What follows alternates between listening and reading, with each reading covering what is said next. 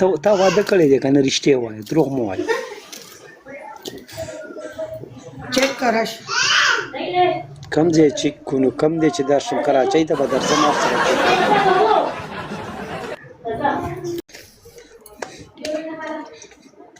بختي رحمان څه ته وایي زه څه لپاره یم زه اوس واده کوم که نه قسم په خدای چې زه اوس واده کوم 3 نمبر کمره خالي داسې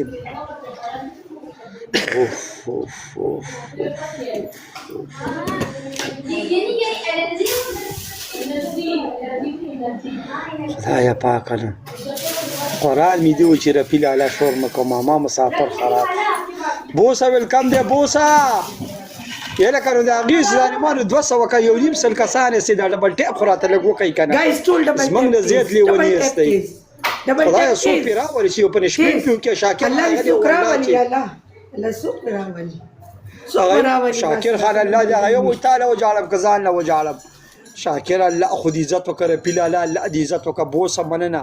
یو پنشمنټ راته ساس کړي چې دا ناب تورې والو چې څنګه حساب کتاب دی څو فوټه دی او څو اوږده ده داسې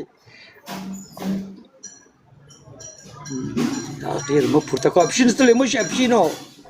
ملګرو دا لفظ که چاته میلاو شوی نو پښې پلې کوي که نه بوسه څه وکړمه بوسه زما پښتانه قسم دې دومره ښه سپورټ کوي زه به ناست یو وایي تاله وجاړو که ځان له وجاړو وایي الله دې ښه کړه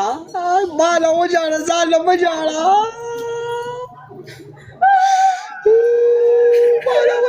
شاکره خدای دې عزت وکړه بوس ملګرو ډبل دی ملګرو یو منیګن ولې بس ساجد به منیګنه ولې بس ملګرو کار وستلی دی صرف دا ناب تور یې لمه چې څومره وزن دی څومره باډي ده داسې که نه خیر آسان ښایسته پنشمنټ چې تاسو خوشحاله نه وئ بیا ما مړ کا اس کو بولو شیر خان کو جانتے ہیں شیر خان کو جانتے ہیں ہاں ہاں شیر خان کو کیوں نہیں جانتے شیر خان کو جانتے ہیں لیکن اسماعیل خان کو بھی تم جانتے ہیں ہاں اسماعیل خان کو بھی جانتے ہیں کیوں نہیں جانتے شیر خان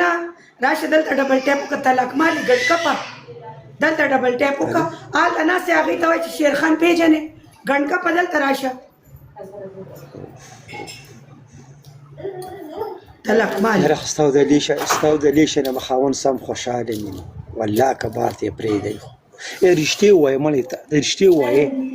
رښتې خبره وره قسم دې ګپ نه وخته ماښام دی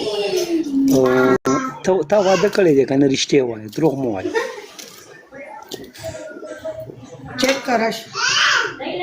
کم ځای چیک کونو کم دی چې درشم کراچۍ ته به درځم ورسره دوه کسه دوه ګوره خدای مې ډي وین مه کړه زه څه وکړم رفیع لالا وجاړم تاسو ته وجاړم ټول په یو ځای شاکره روغ بس یو هارډ نشته نن یو هارډ نشته هارډ نه ما سره دغه شته دی مې ماما د ګرمۍ کې به څه کوي نه دې لپاره ګرمي هېڅ خبره نه ده سبزی ویلکم دی دا ګرمۍ کې داسې دي چې واوره یې واوره